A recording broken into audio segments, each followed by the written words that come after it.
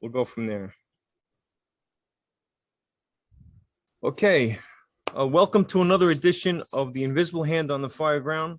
And with me today, I have Chief Andy Starnes. Andy, you want to introduce yourself? Because I don't really know your full background. So maybe you could just give us a quick intro on where you work and what you're all about. Okay. Thank you, Chief, for having me. I've been in the fire service now. This will be my 30th year. I've been career-wise, this will be my 23rd. Work at a smaller department compared to yours in Charlotte, North Carolina. I serve as a battalion chief there, and I've got about 2.5 years left to go. Live in Shelby, North Carolina with my wife and daughter. I try to stay focused on the priorities, my faith, family, and the fire department. I've messed that up more than anything as far as putting fire department above family many times in my career. That's one of the things we'll talk about, I'm sure.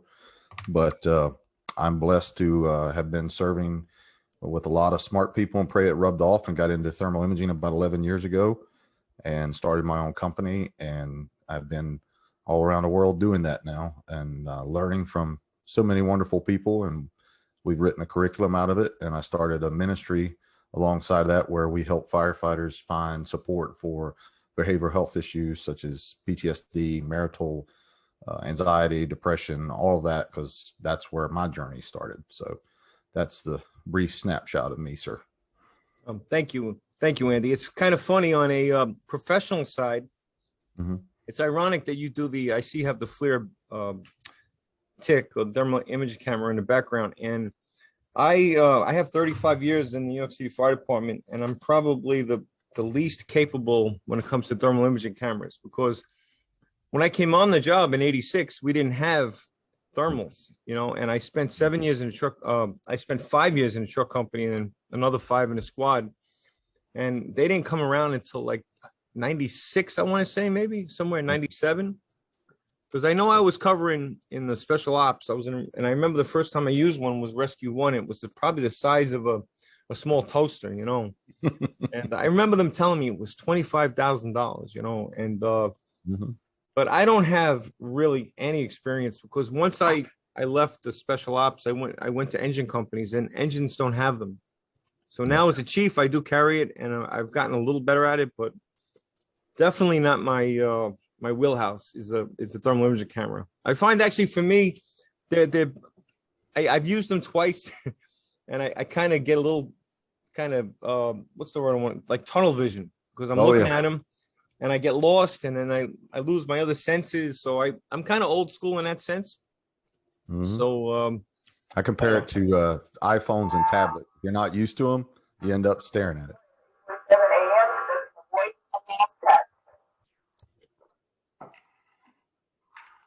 Okay, Andy, we got a little interrupted. We're here at the firehouse, and they do the roll call at 8:45 every morning. So we had to wait for that to end. So we were talking about the thermal imaging camera, and not my forte, but anyway, old school. I always like to have my surroundings about me. So I'm all about learning new things. So if you want to learn about thermal imaging stuff, you can teach me about being a better battalion chief and the things that are missing in the fire service, because I'd love to listen to you talk. So 10-4. So about the show now, Invisible Hand from the Fireground. So what I've been doing is I've been talking to chiefs and captains and firefighters, and we're just going over our careers, and it's those moments where we took some pause and we said, like, wow, that was like a near miss. Mm-hmm. How did we get out of that one? And I shared a few stories the last 12 episodes, and I've shared some other stories on another podcast with this guy on Touched by Heaven.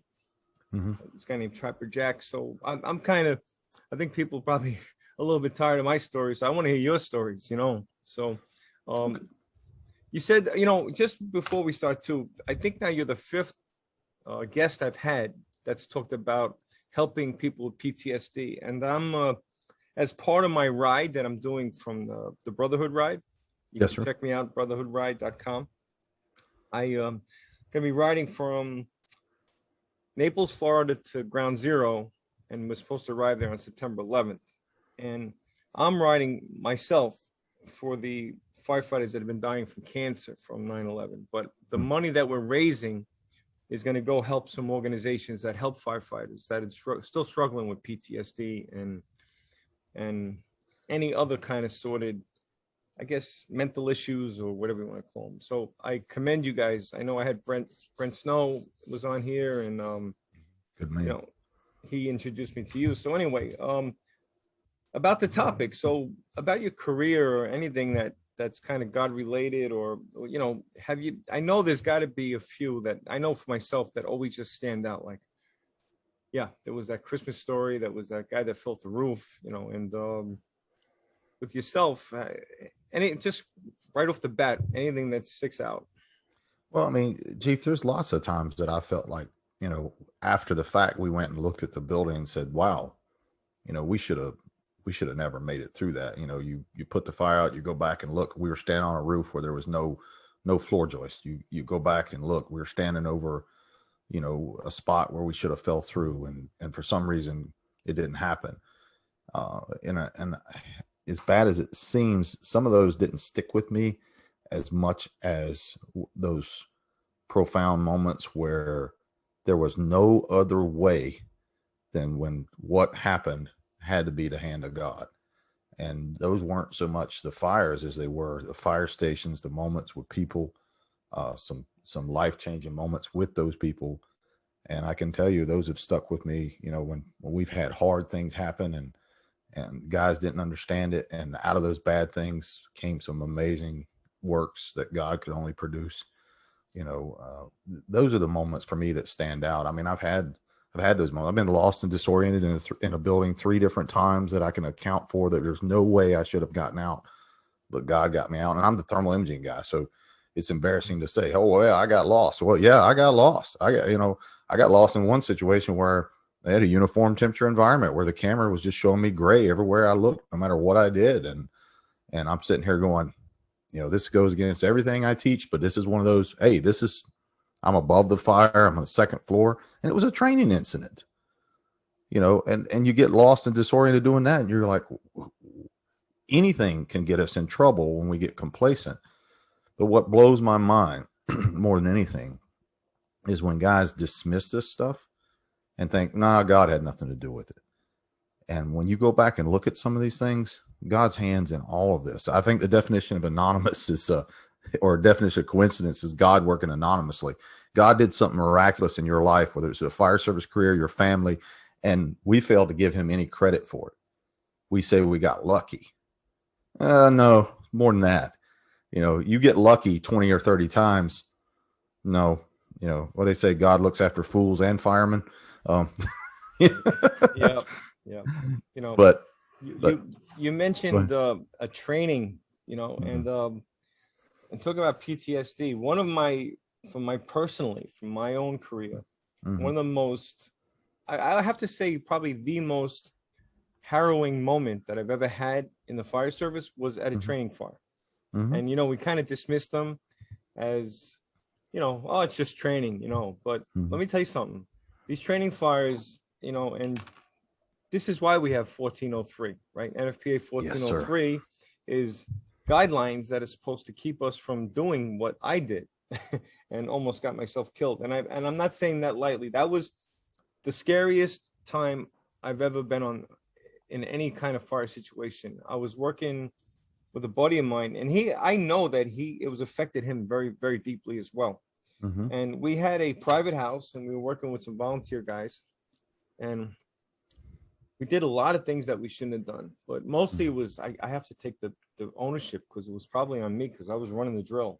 And it was a 1-story, I could still remember it very vividly. Kitchen to the right, living room to the front, and 2 bedrooms, and then another room to the back. So it was no more than 20 by 40, little 1-story private dwelling. And so what's funny about it is, we used some flammables we shouldn't have used. Right? Oh, yeah. We used gas and diesel, and just trying to get that realism, because there's a line we have to have between training that's just, we're not going to learn anything, and then we want to try to make it, so that guys get that sense of what it's going to be like when we get a real fire. So my buddy Steve, God rest his soul, he's since passed. He was the igniter, right? And I blame myself because I tried to do too much, right? And what happened was, so we're waiting, and he went in to light the fire, and the guys were really anxious to go. They were very, very anxious. Like, I had 3 guys on the hose line, and they were very anxious to go. And I think someone that's going to be listening, my friend Carl, was at that fire, and we become very good friends.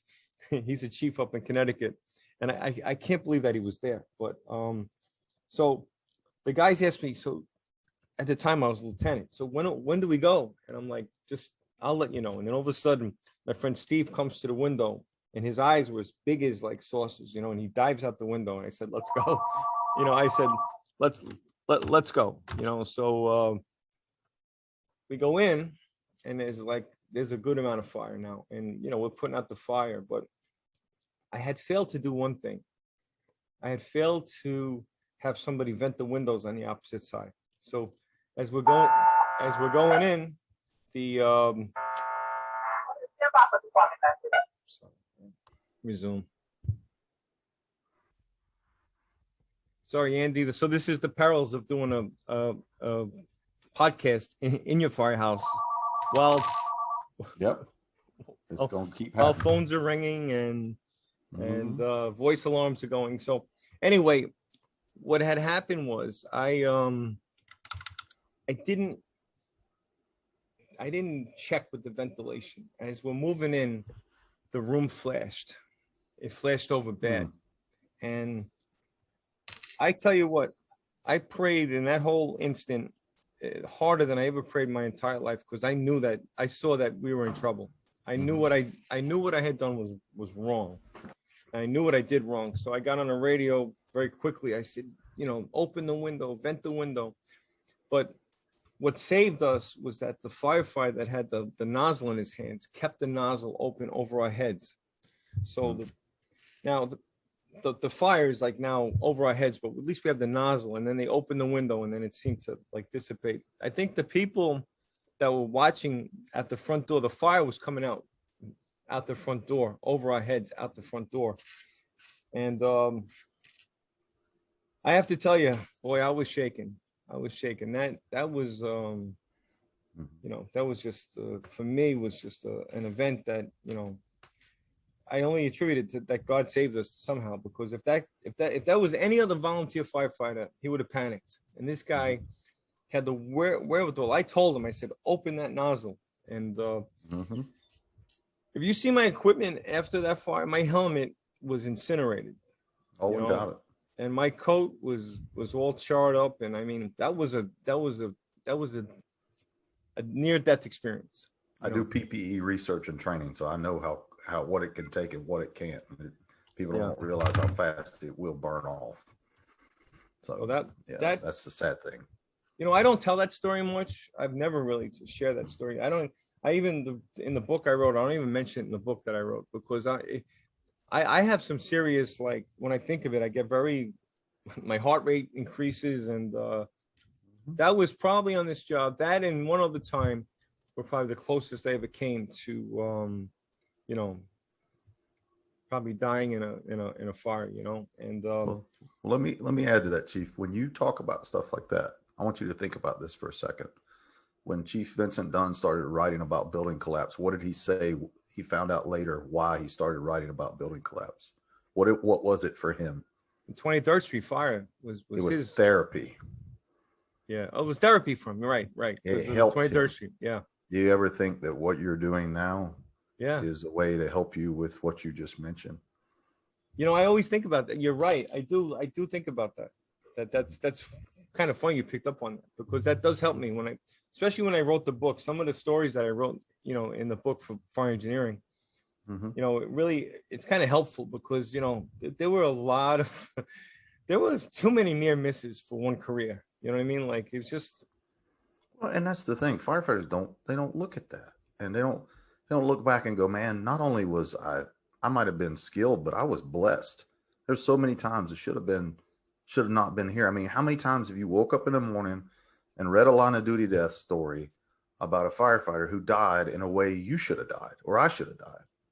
You know, I mean, I'm passionate about keeping guys and gals from having the roof fall in on them or falling through a floor. You want to know why? Because I fell through a floor. You want to know really why? Because I almost fell through a floor with my entire crew and died.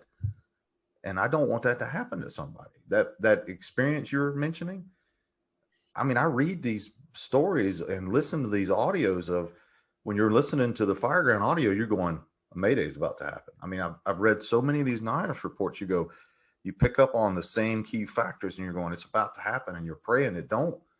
But we had one of those exact ones, you know, when I was at one of the best companies I've ever served at, Engine 2, and it was a 3-story commercial building that had tires in the back and a restaurant on the bottom floor. And I'm always good about listening to the radio during the day.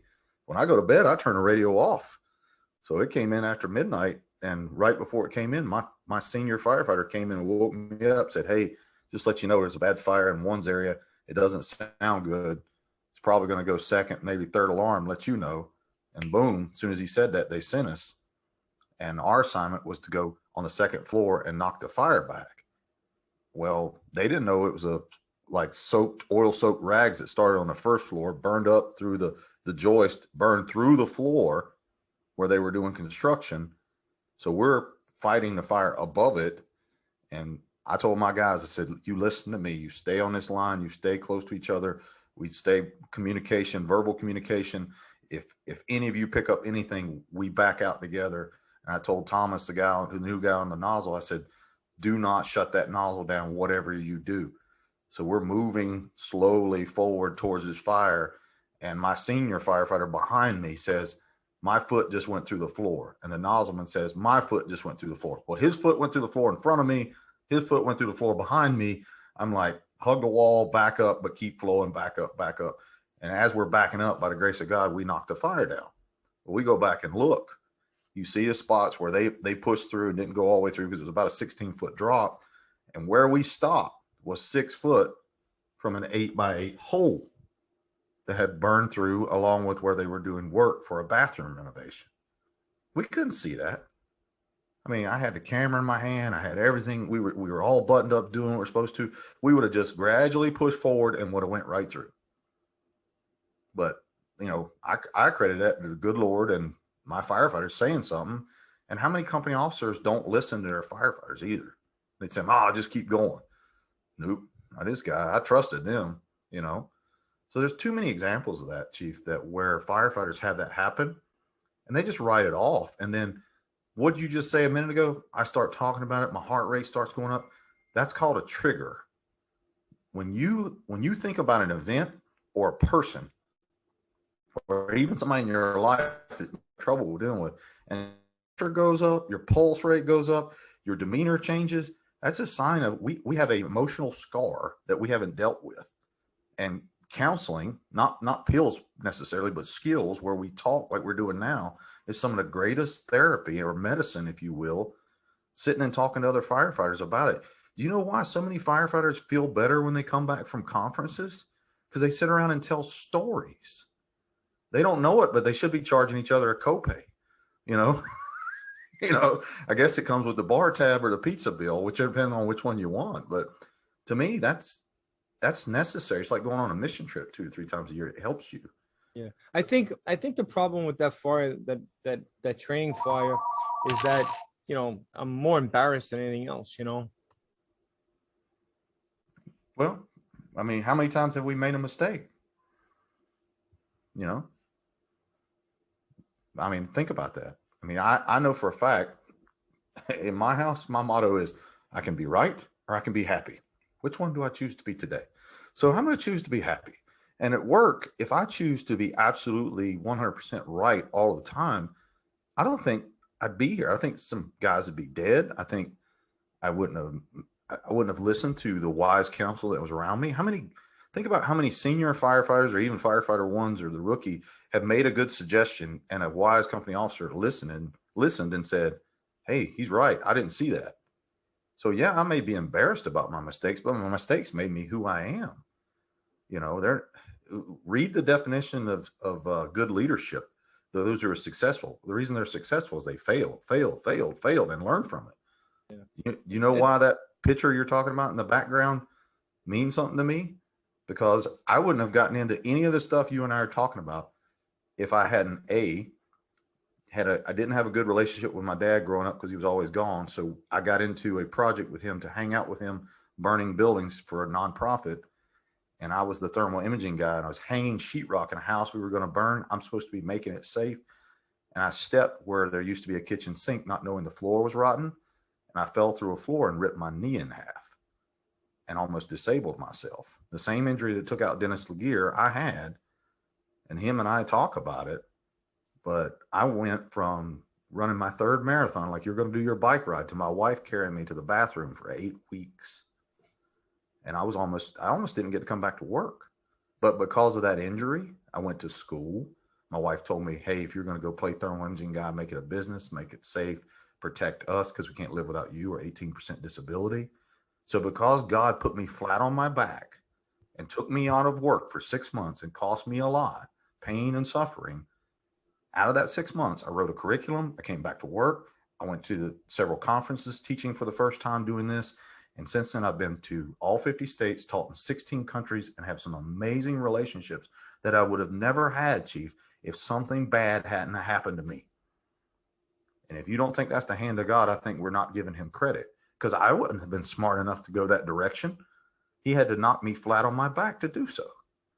I agree with you, Andy, because I feel like there's this, what I always say, this God's economy is a perfect economy, because everything, like even our things that happen that we're not proud of, like that incident, that training incident that I had, made me such a better officer. I was a very new lieutenant at the time. And that was, for me, was a wake-up call, because, up until then, I was pretty much just, like I was a fireman, and I always just cared about myself. I was in the squad. We were busy, and, and then I became a lieutenant, and, I never, it's a tough transition when you're thinking about just yourself and you have to worry about your crew. And after that event, I realized that I was responsible for those other 4 people that were in there, that was on me. And I almost cost them their lives on my, my mistakes, So after that event, I was determined. That's how I am. That's how I'm built. Like when I make a mistake, and I've made so many mistakes in the fire service, I become so much more better. Like I made I'll give an example. I remember one time when I was in the squad, it was supposed to be an engine company, and we go to this fire or whatever, we take up, and we stumble across a fire in a basement, right? And the lieutenant says, hey guys, I need you to stretch a foam line. Well, if you ever saw like the Three Stooges videos, the old movies where they're banging into each other, and I had absolutely no clue on how to get that foam line stretched. And after that day, I became like a foam expert. You know what I mean? And that's happened time and time again. Like I've made so many mistakes. And then, for my kind of credo is that, like, my credo is that if I make a mistake, I will never make that mistake again. And if I do, then shame on me. And so I that's how I feel like when you say that's like this God's economy, because we make these mistakes for a reason, because maybe there was no harm, no foul the first time, but down the road, maybe something more tragic could happen, right? So this has always made me personally, a much better firefighter, much better officer, and a much better chief. And you said you were joking around about, picking my brains on being a chief. I'm where I am now. I've been a battalion chief for 13 years. And, I was fortunate enough to work, in the South Bronx and Harlem, when we had some really old time senior chiefs, and I just used to watch them, I would watch them, Nick Visconti, Tom Kilker, all these chiefs that were just tons of experience. And, you pick up these things, you don't realize it, but you do pick them up. So yes, I feel in a sense that, that God does have a hand in this in one way or the other. Like it's not always blatantly obvious, but even if it's behind the scenes, or if there's something that happens that doesn't go well, maybe he's got something better down the road. Well, and think about that for a second, Chief. Of all the firefighters that were good line officers or good chiefs, they had experience in busy places where they had made mistakes, had good fires, bad fires. Chief Howard Reinwald said it best. He said, you get really good at putting out a lot of fire, and then every so often God gives you a humbler, one of those fires that knocks you on your butt and says, well, that didn't go well. And he says, I look at that as a learning opportunity because I didn't lose somebody in that. And I'm, like you said, I'm going to get better from it. But I like what you said about being responsible for your guys, because I was a lot more reckless, aggressive, if you will, prior to becoming a dad. And when I became a dad and a company officer, Chief Peter Lamb taught me this. He said, take an index card and write down the guys and gals that work for you, write down their spouses and their kids' names. He said, the fire chief's not your boss. He said, that's the ones you report to.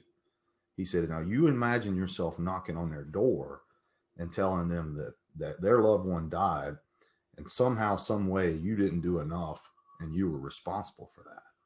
And I could never get that out of my head.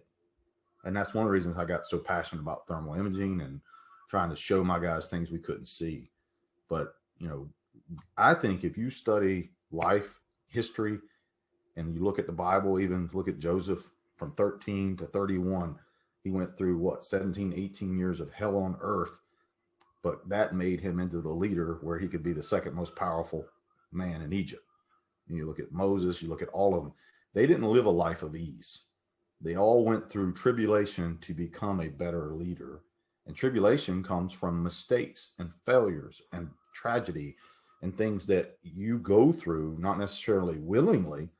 But think about that fire. You survived it. How many firefighters didn't survive a flashover incident? How many didn't have the wherewithal to keep the nozzle open and remain calm? I've read reports where guys just ripped their face piece off and ran out. I mean, we should count our blessings every day that one, we get to do the greatest job in the world. And when we finish the shift, we get to go home to hopefully the greatest family in the world, which is ours.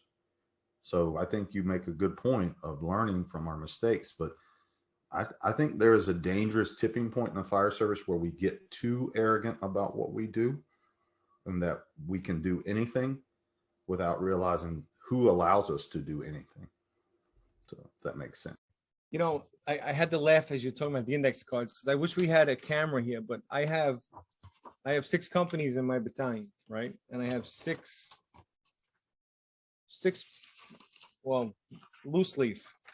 And on it is the name of the firefighter, his wife's name, where he lives, and the kids. And I look at this all the time. And, you can hear the papers ruffling. I have 6 of these for every one of my companies. And it's funny you should say that, because as you were saying it, I was like, yep, I have it right here in my box, so. But that means you care. I mean, there are great tacticians on the fire ground, people who can do the job and can see the fire and know where it's going and know where to put the line and know where to vent and all that. But the ones that are even better are the ones that know, hey, that's Johnny in there, and Johnny's really good, but Johnny's also got this going on right now, and maybe I need to pull Johnny back, because you at roll call said, hey, Johnny, how you doing? How's your wife? How's your kids? You stay active and engaged in their life because you know what's going on. It's not just they're a robot, that they're a forceful entry machine or a 2.5 moving master. You know that they're a person first. And I think, to me, that's where the disconnect is with behavioral health and faith and all of that, is we get so focused on the skill set, but don't look at the person behind the skill set. If you get focused on just being a master of the skill set, but not realizing that you're a human being and that your head and your heart makes a huge difference in everything you do, from your family to your friendships to the fire ground, then you will become a machine, a bitter old machine that is cynical and angry and disenchanted from the fire service. And that's where all this other stuff that we talked about at the beginning comes from. Those guys they're burnt. They're literally burnt. And they have lost touch with as Revelations tells them, you've forgotten your first love. They fell out of love with the job because they're burnt out. So don't treat them like machines. Treat them like people who are amazing at what they do, but you better cherish them as people first. Because as you know, you only get that crew for a certain little window of time either. And then they move on, they get promoted or whatever. So they're like your kids. You got like a 17-year, 16-year window, and then they're gone. So what are you doing with them during that time? Are you sharing those mistakes and lessons learned? And like you said about those Chiefs, you picked up stuff without even knowing it. What do they say? More is caught than taught. They're always watching. They may not always be listening, but they're always watching. And I think that's the truth. Andy, it's funny you should say that, because as you're speaking, I was reminding myself of when I was a captain. And I felt like sometimes not that I was being nosy, but I knew all my guys so well. Like I knew one guy was having some marital problems, and I knew another guy was having financial problems. And, and I used to watch them, because I would, I always used to say them kind of politely, like, don't bring your problems from home into the firehouse, because you have to be here 100%. And if you have to take time off and sort things out, then sort it out. You know what I mean? But because it's such a critical job that, you have to have this situational awareness, like 100% focused. It's just too dangerous, But how many times are those same words, Chief, applied without thought to what makes them situationally aware is if they are good at home? Because if they got a mess going on in their personal life all the time, how can they be at peace and focused at work? I mean, some guys I know that's their getaway, but eventually it's going to wear on you. So if we don't start taking care of them mentally and physically and emotionally and spiritually, they're not going to be any good to us on the fire ground.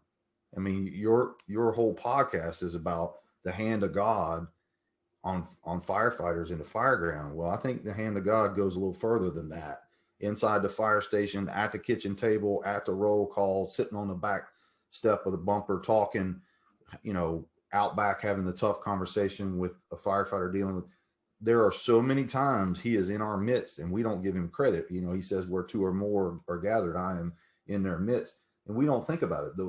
You asked what we're going to talk about. I told my wife, I don't script nothing when we do these things, because I feel like I'm taking away from him and what he can put into that moment, because he's the one who's going to tell me what to say. And he's going to give you the questions and me the questions and guide the conversation, because that way no two podcasts are going to sound the same.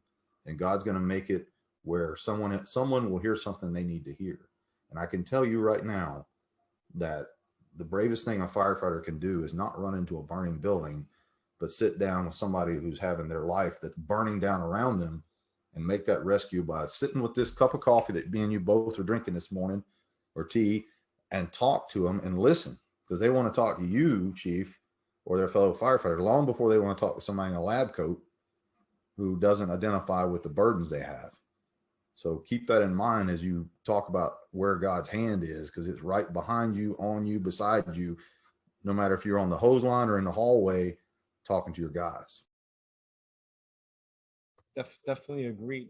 I wanted to circle back to something that you talked about with the training, right? So again, I think this is a complete package. The fire service, like I always quote Father Michael Judge, he says that we're doing God's work, right? And he was our chaplain.